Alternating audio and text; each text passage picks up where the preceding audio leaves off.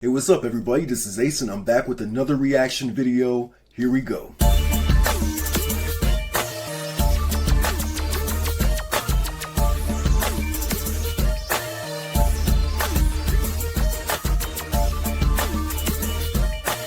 Alright, so I completed my recap of the Like a Prayer album, which will be published in the next few days. But before releasing that, I wanted to go ahead and react to this recommendation by Adriano Luz. I hope I'm saying that right. Apparently, it's an interview with Pat Leonard about the process of putting together the Like a Prayer album or song or both. So yeah, let's go ahead and get into it. Up next, the story of one of the biggest songs of 1989 from co-writer who worked with one of music history's greatest icons to bring a composition that would breed both controversy and it would complete the transition from star to a serious artist.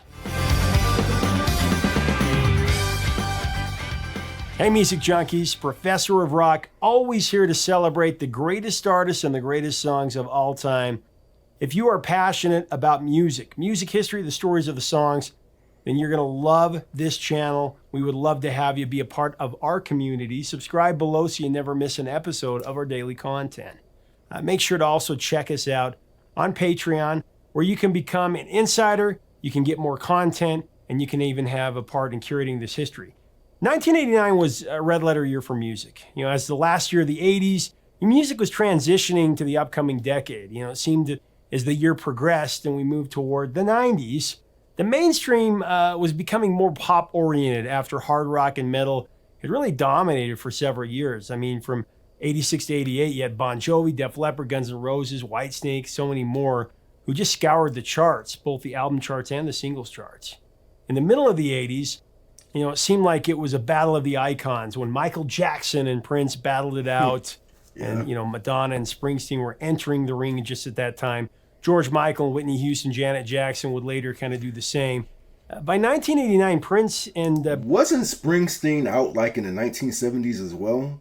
I think he may have reached his zenith in the 1980s, but it seems like Bruce Springsteen's career goes well beyond the pre-80s. So that's interesting. Let's keep going. Bruce had changed their focus to making music on their own terms. What I mean is that they'd never really aim any of their next music at the masses like Purple Rain or Born in the USA ever again. Tunnel of Love and Sign of the Times would prove this out, though I guess there was Bat Dance. That was a blip compared to what Prince would create going forward. Bat Dance MJ's is on my follow-up to list Thriller, of, while possessing 5 #1 reactions hits, that are coming up, it wouldn't have the same impact at all. George Michael was at a crossroads. He was having a crisis of pop fame and no longer wanted to shake his booty and look sexy. And he wanted to create music that would potentially change the world. Janet Jackson was doing the same thing. Whitney Houston was figuring it out as well. We'll definitely cover that period of those stars soon, especially George Michael. Let us know in the comments if you'd like to see that, what you'd like to see. As for Madonna, she entered 1989 ready to release her third straight album since conquering the masses with Like a Virgin in 1984. Wait a minute. I mean, love her or hate her, Madonna... Wasn't Like a Prayer Madonna's 4th album? Yeah, it was the 1983 album, then Like a Virgin, then True Blue, and then Like a Prayer was the 4th studio album, and then in between True Blue and Like a Prayer, there was the Who's That Girl and You Can Dance album. So yeah, he's off by one at least. Let's keep going now. Is a force. In my opinion, though, her output in the 80s was great. She was a master of balancing art and commerce, flair and dare, controversy with catchiness, if you will. I agree with that. She was always pushing the envelope, even if you were too busy singing along to the hooks to notice. Think about songs like Material Girl. Heinz has a new pickle ketchup. What do you think it tastes like? This is why I hate reacting directly from YouTube. Have you ever had this before? I usually download the videos from YouTube and just play them on my own Windows Audio because YouTube always does this and I can't stand it. Yeah, let's skip.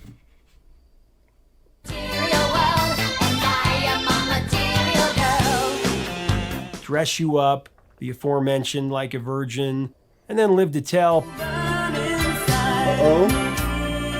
Love Live to Tell. Still love Live to Preacher, Tell. of course. Like a Prayer.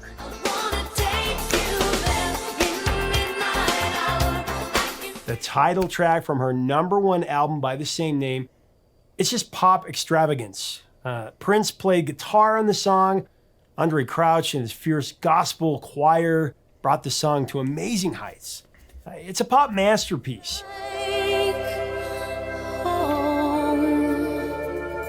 You can truly appreciate this just irresistible slice of 80s pop genius. It really is amazing.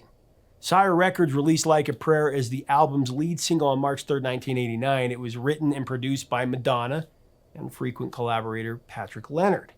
The track foreshadowed an artistic and personal aspect to songwriting for Madonna, who reasonably thought that she needed to cater more to her adult audience. They were growing up along with her. The song is about a fervent young girl who loves God, who is the only male in her life. It did become Madonna's 7th #1 single in America. It also went to number one in Canada, I think Spain, Australia, New Zealand, also the UK.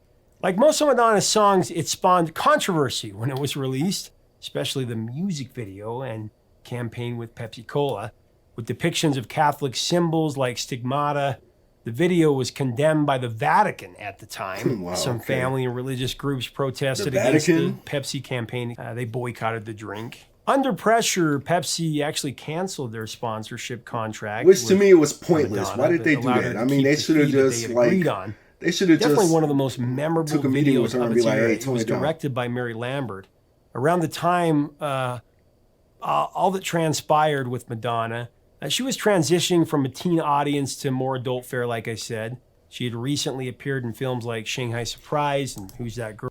I agree with that. I just wanted to pause for a minute. So yeah, this album isn't bubblegum at all. It seemed like she started to move away from bubblegum with True Blue, and then she thinned it out even more with this album. This album is catchy. It has like catchy pop moments, but there really isn't a bubblegum vibe on this album. So yeah, I definitely got that like more mature vibe from it than her previous work. So yeah, I agree. Let's keep going. Girl, which both failed critically and commercially. She also appeared on Broadway in the production Speed the Plow around that time. Her marriage to Sean Penn had been dissolved in early 1989. She also turned 30. This was the same age her mother was when she passed away, sadly. All of these instances brought emotional pain and reflection. She even talked about it in a rare interview at that time, implying that her Catholic upbringing left her feeling guilt all the time. She said, and I quote, "Once you're a Catholic, you're always a Catholic in terms of your feelings of guilt and remorse and whether you've sinned or not. Sometimes I'm racked with guilt when I needn't be, and that to me is left over from my Catholic upbringing because in Catholicism, you were born a sinner and you are a sinner all your life. Ingrained in you. No matter how you try to get away from it, the sin is within you all the time." And the shadow of Catholicism is all over are this all album sinners. too. But Madonna's audience, like I said, they were aging along with her, and she felt that she wanted the sound of her new record, that it should change. And there were certain personal matters in her thought process around that time. This became her musical journey, which is apparent in the lead single, Like a Prayer. In fact, Madonna went through her own personal private diaries as she was searching for her muse.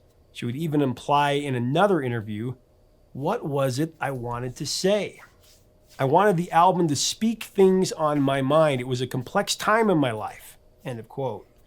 As she developed Like a Prayer, she knew she had a powerhouse, and that it would be the title track, the lead single. It's It was definitely the a most powerhouse. ambitious work that she'd ever. Yeah, Like a Prayer is definitely a powerhouse, and there's no question that I think that song was very deserving to be the album title, and I think it was a good choice to make it the lead-off single. It definitely just set the tone for everything going forward with the album, So yeah, I think that was a good choice. That was definitely I think an instinctual thing, and she was right on the money with it. Let's keep going. Attempted at that point.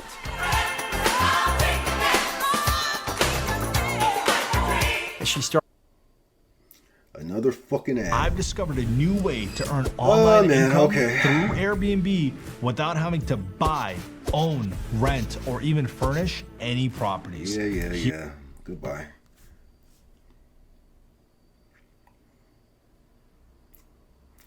He started to put the songs on the album together. Madonna relied upon her frequent, brilliant collaborators, I must say. Stephen Bray, who was in the band The Breakfast Club with the Material Girl. He wrote a lot of... Let me know if there's an interview with him, because I'm really interested to see what he has to say. I mean, I've seen a couple of interviews with Patrick Leonard, who I think this is centered around, but I would be interested to see what Steve Bray had to say about his creative process with Madonna. So yeah, let's keep going. Her early hit, or co-wrote a lot of her early hits, and Patrick Leonard, the great Patrick Leonard, who had written several songs with the pop star, including one of my favorites, Live to Tell. Both Bray and Leonard brought in instrumental tracks and half-baked concepts to the Queen of Pop to consider, even for Like a Prayer. At that moment, Madonna felt that Pat Leonard's concept for Like a Prayer was very interesting, and they started to build on that. Gosh, I was very fortunate to sit down with Pat Leonard in his home and discuss the creation of Like a Prayer in detail. He's an incredible interview. He was actually at the piano and actually points out some of the variations in it. It's an interesting, very interesting behind-the-scenes look at how they fashioned this #1 smash and this pop masterpiece. We're going to go into that now. As we go into this interview, I do want to thank our sponsor, Zenni Eyewear, the only glasses that I wear. One of the many great features of Zenni is that when you get your eyewear from them, you can actually say goodbye to foggy lenses and glare with Zenni's advanced 2-in-1 anti-fog and anti-reflective coating. I've got it on here. It's so important, especially right now. Go to Zenni.com, design your own glasses. Treat yourself. You deserve it. Here is Patrick Leonard on the story of the #1 hit, Like a Prayer. I hear you call my name. Let's talk about Like a Prayer, the song, because it's the Madonna song for me that just is that wall of sound. It's got so much going on, and it's, like I said, it's like the 80s pocket symphony. I used to talk about Sgt. Pepper and Pet Sounds being the pocket symphony. Mm-hmm. That song really lends itself to that. Tell me about that. We were writing another record, and we wrote for 2 weeks, and in those 2 weeks we wrote every song, and it was one song a day, and that was one of the days. Wow, it only took 2 weeks? And that was it. And, wow. I mean, I'm telling you the truth. That was it. We wrote for 10 days, and we wrote 10 songs. Jeez. Those were the songs, and I don't think there was anything that didn't get used. And many times, and I don't know about Like a Prayer, I don't remember, but many times the day we wrote it, the day she sang it, that was it. That was it. Never sang it again. So it Never played it again, just overdubbed. So what, it took 10 days to record the album? A lot of work went into Like a Prayer, but it was 10 weeks or something. It wasn't 20. Oh, okay. You know what I mean? 10 it was weeks. fast and condensed, and especially when you bring in they had to do choirs the and production orchestras and whatnot, so yeah. Right. a couple different rhythm sections. And Andre Crouch and the choir. yeah, I remember the suggestion of the title. Like there was a kind of a physical position in the studio. I had a station with a keyboard and a bunch of keyboards like these hooked up. I mean, some of these are still the same ones. Her sitting on the floor, and she'd start writing. She'd kneel on the floor and she'd write on a legal pad. And at some point, she looked up and she went, "How about Like a Prayer?" I said, "Good." She just like that, huh? She's writing, goes to the bathroom, writes a little more, says, "Okay, let's try it." And oftentimes, that was it, really, really focused. And I think we were both really focused, but she's crazy focused. I mean, she's really amazing that way. And then what do you do to get the verses to move, but not have anything too big? So Luis Conte put bracelets on a piece of foam and tapped them with little pieces of metal. Like that's the whole rhythm in the verses every time, which scared everybody to death, but her and me. I thought that's what made it work. Like trinklet sounds in the verses. So tiny, okay, I know what he's talking about. And it's so big and so tiny and so big. I mean, without the perspective shift, everything is here. When you go from here to here, this becomes huge. Do you remember how it started on piano? Or she just wrote the lyrics and you kind of... No, I mean, when she got there, I already had a track. I would already have a track.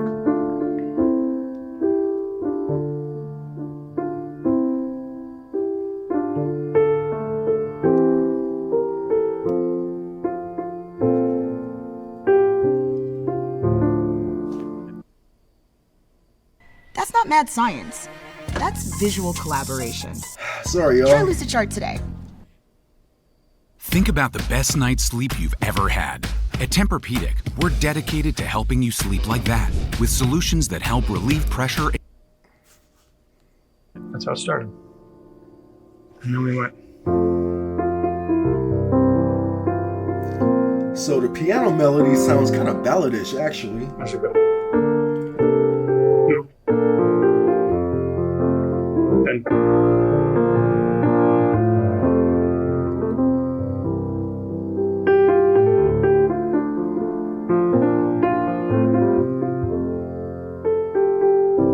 I mean, if you hear it like this, it's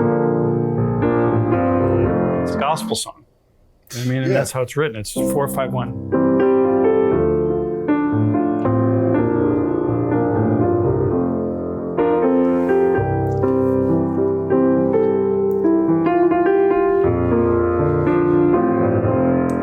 There's definitely a gospel resonance in that melody. I totally agree with him. Very much so. Let's keep going. So why in the heck have you not put together an album of those songs playing on the piano just like that? Because I would listen to that album every day. I'm not kidding you. Well, I'll make you one. Seriously, these three songs are my three favorite Madonna songs, and really three of my favorite pop songs, period, from the last for my life. And hearing you play them like that, it brings a solemn peace that I haven't heard. They're very spiritual. There's a lot of spirituality in that song. There's a gospel. How did spirituality play a part in when you wrote music? Did it play? Because when you're writing something that beautiful, you have to be you're tapping into something there. You have to be in touch in something, not just the darkness. No, you can just be the darkness. I don't know, like there is this, the spiritual. No, I don't want to go there. But there's this, people always say, well, you don't actually do it. You're just a conduit to something, and to some degree, I believe that's true. Except that I've studied piano since I was 3, so it's not. I'm not just a conduit. I'm a conduit that worked really hard at learning my craft and playing a lot. So I have good technique and listen to a lot of music. I mean, I think we're just a product of who we are. And, I came from a mining town in Michigan, when the mines closed and everybody had to leave. And my tendency when I sit down, is not to go, it's to go, like right away. You know what I mean? Like I'm just going to sit down and go, because it's what my mind does. It's how I feel.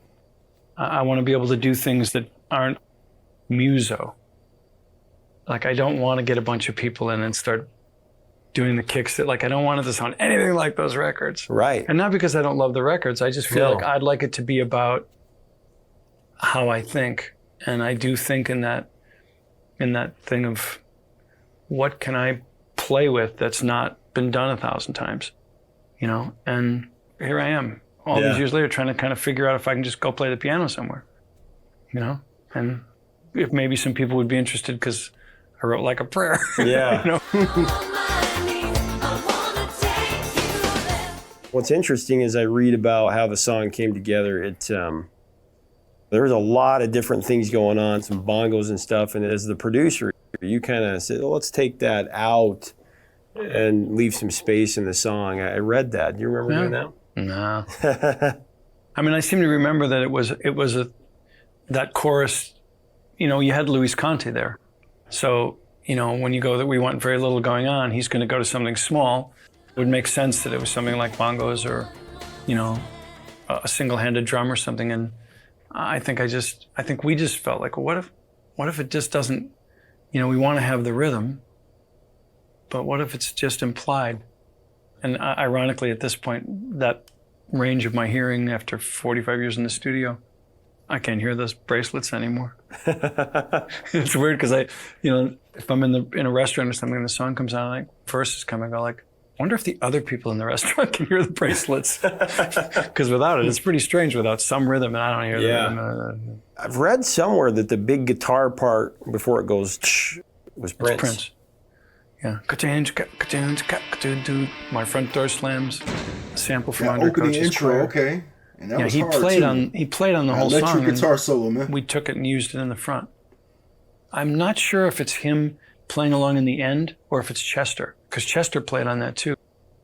And Guy Pratt's amazing ending bass thing, I'm like crazy. I don't know what that is.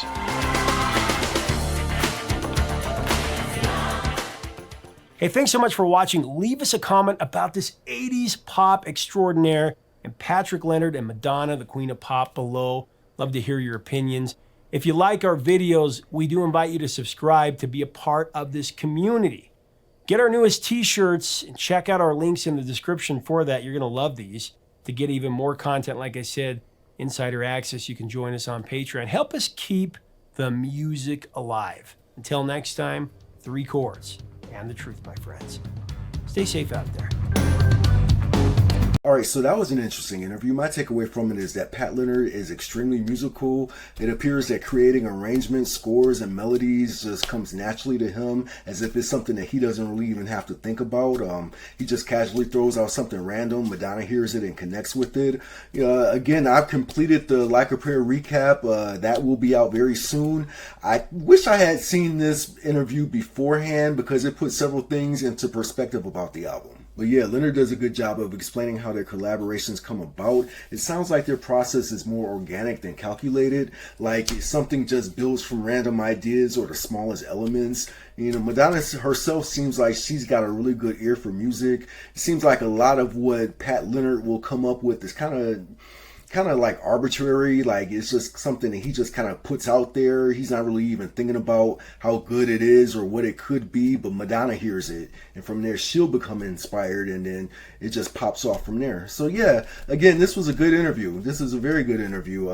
Again, also, they showed that clip of that picture, I should say, of Steve Bray. If anyone has an interview of him explaining his creative process with Madonna, I will be interested to see that as well. But again, yeah, good interview. The Like a Prayer recap, like I said, it's finished. We're done. We're done with the Like a Prayer album. This is the very last thing I'm doing with Like a Prayer. I'm very excited to get that recap out to you guys very soon. And then we're going to move forward with the next album. But in the meantime, do me a favor, like, comment, and subscribe. And until next time, peace.